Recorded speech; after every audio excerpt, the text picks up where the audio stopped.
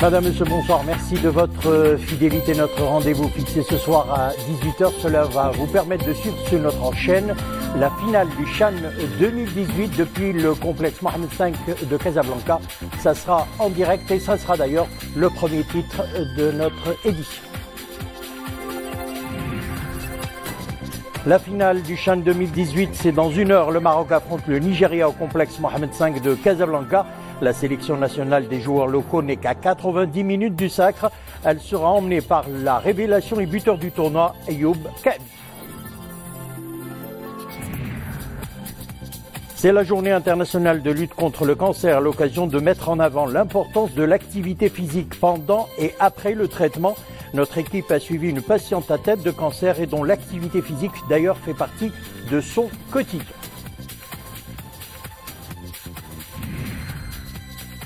Froid et neige sur plusieurs provinces du royaume. À Ifrane, la neige est tombée en abondance. La station de ski Michlifen a été prise d'assaut durant ses vacances scolaires. Une ambiance bon enfant que nous découvrirons dans notre reportage.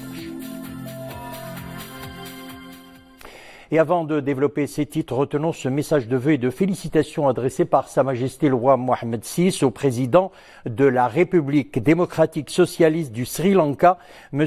Maithripala Sirisena, à l'occasion de la fête nationale de son pays.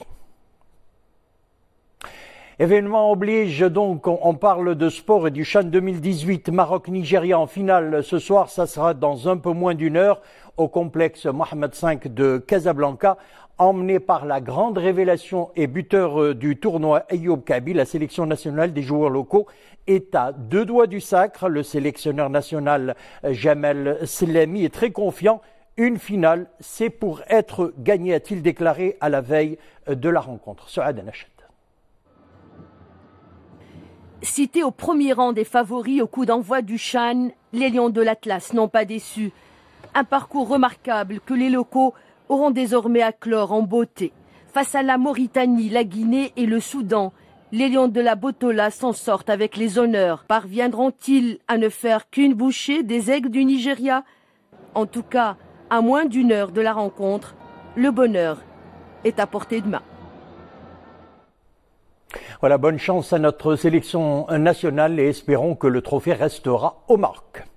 Sport toujours, sachez que l'équipe marocaine de tennis a battu son homologue georgienne par 3-1 dans le cadre du premier tour de la Coupe Davis, groupe 2 de la zone Euro-Afrique disputée au Royal Tennis Club de Marrakech.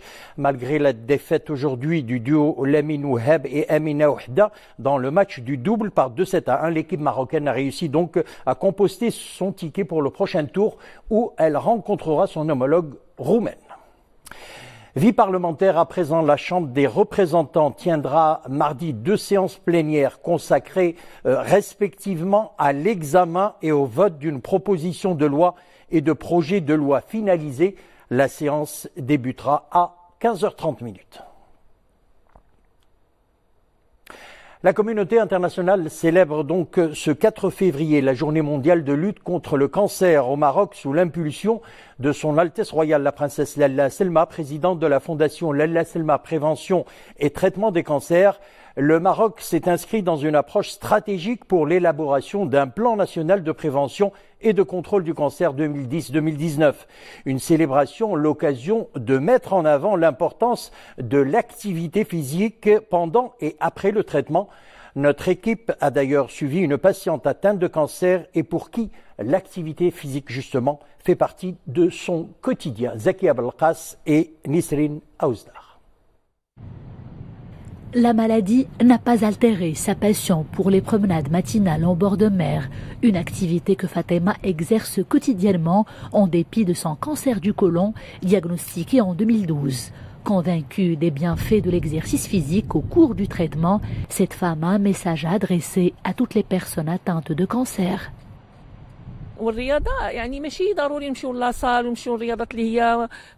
Les patients ne sont pas obligés de dépenser beaucoup d'argent s'inscrivant dans de grandes salles de sport. Ils peuvent simplement faire de la marche et profiter de la beauté de la nature. Et puis, il faut surtout rester positif.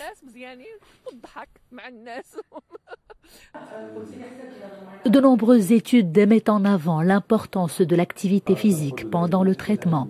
En revanche, il est nécessaire de consulter le médecin pour choisir un sport adapté à l'état clinique du patient.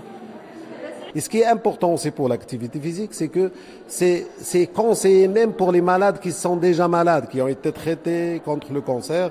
Et l'activité physique, selon toutes les études, démontre que les malades qui continuent à faire une activité continue ont moins de cancer, moins de récidives, moins de rechutes, moins de métastases. Et ça, et le plus important aussi, c'est d'adapter l'activité physique à chaque individu en fonction de ses capacités psychologiques et physiques.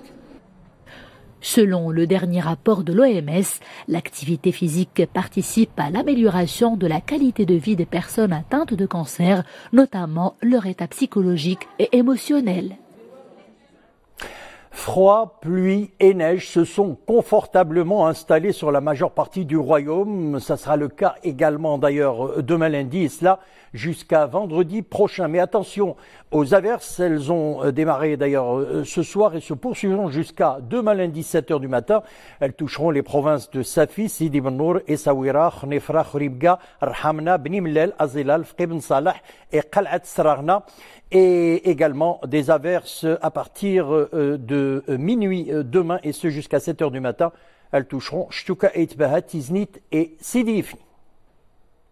Et parmi les provinces où il est tombé en abondance de la neige, la province d'Ifrane, la station de ski de Michlifen, a connu un rush durant ces périodes de vacances. Ce matin encore, les estivants profitaient des derniers instants que leur offre Dame Nature.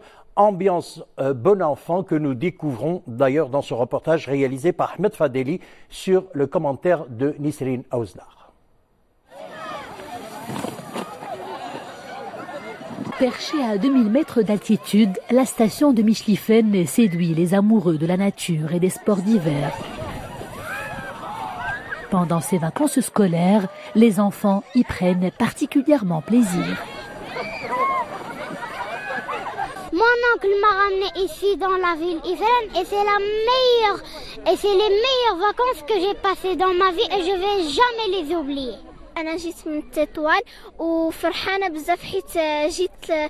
Je suis venue de Tétouan. Je suis très heureuse d'être ici. Les paysages sont magnifiques. Cela me plaît beaucoup. J'ai passé des bonnes vacances inoubliables avec ma famille.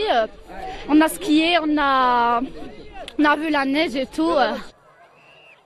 Les vacanciers savourent pleinement ce moment avant la reprise. Dans une ambiance bon enfant, on se taquine, on pratique la luge et le ski au milieu des cèdres. Bref, chacun y trouve son compte. La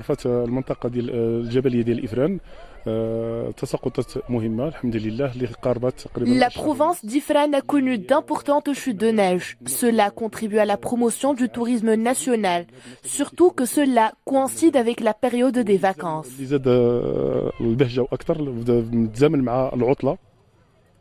Cette activité touristique permet également de promouvoir la vente de plusieurs produits locaux. D'ailleurs, ils sont nombreux à se les procurer en guise de souvenir. Froid et neige également en Russie. Là, nous parlons de l'Europe. Une forte tempête de neige a d'ailleurs touché Moscou. En 24 heures, 43 cm de neige, soit plus de la moitié de ce qui tombe en moyenne sur la ville en un mois. Une personne a été tuée suite à la chute d'un arbre. La neige est tombée également en abondance en Pologne. Fortes tempêtes de neige se sont abattues également sur la Croatie durant le week-end, causant la coupure d'électricité pour 30 villages. Les dirigeants palestiniens sur la voie de suspendre leur reconnaissance d'Israël. Après une réunion de 3 heures, le comité exécutif de l'OLP a annoncé la mise en place d'une commission chargée d'étudier la question. Et puis sur le terrain, un jeune Palestinien a été tué aujourd'hui dans des affrontements avec l'armée israélienne. L'homme a été touché à la tête au cours d'une incursion de l'armée d'occupation israélienne dans le village de Bourkin, dans le nord de la Cisjordanie.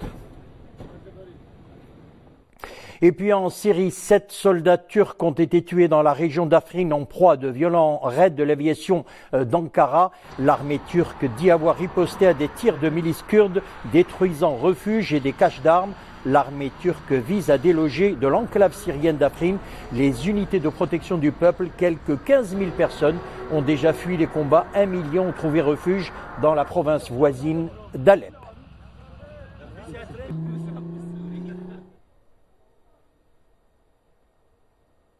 Et puis, retour chez nous, un ressortissant brésilien a été arrêté à l'aéroport international Mohamed V de Casablanca. Arrivé à bord d'un vol en provenance de Sao Paulo, il avait en sa possession 525 grammes de cocaïne dissimulée dans ses sous-vêtements. 480 grammes de cocaïne ont été également extraites sous forme de capsules de ses intestins. C'est ce qu'indique la Direction générale de la Sûreté nationale. On passe à la page culture. La galerie Babrouah de Rabat accueille une exposition de l'artiste peintre Aziza Jamel. L'exposition montre l'originalité du caftan marocain et des toiles contemporaines réalisées par l'artiste inspiré de cet habit traditionnel. Le reportage est signé Abdelrahim Benchikhi, Zakaria Moukhenbil.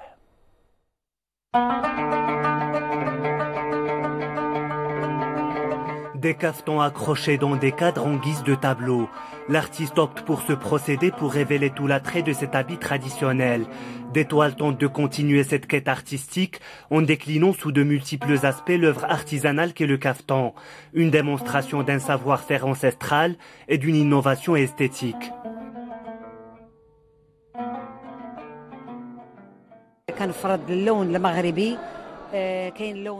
Dans mon travail, je veux valoriser les couleurs typiques du Maroc.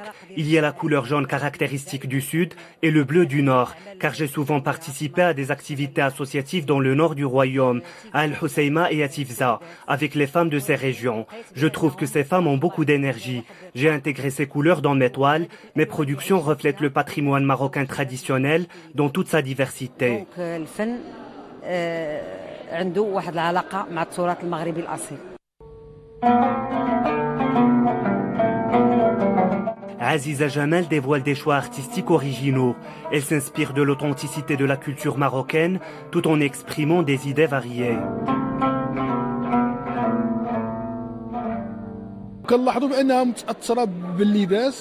L'artiste est influencé par l'habit traditionnel. Cette exposition comprend des modèles authentiques de vêtements traditionnels marocains tels que le kaftan, le bed'ia, qui sont d'une grande originalité. Il y a aussi des toiles où ces costumes traditionnels sont représentés.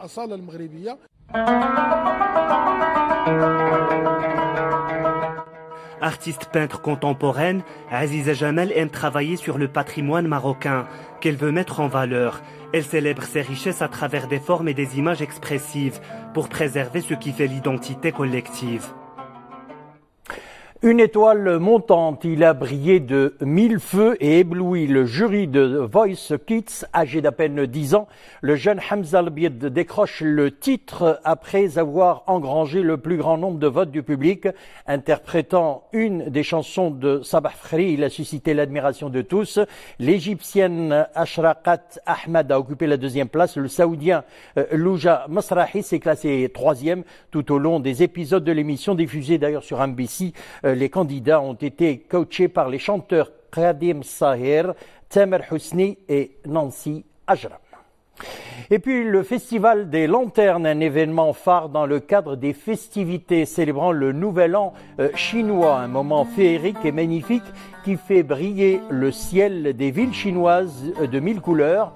Une fête nocturne où les effigies des personnages de dessins animés préférés des jeunes font concurrence aux motifs traditionnels, animaux, plantes et scènes légendaires.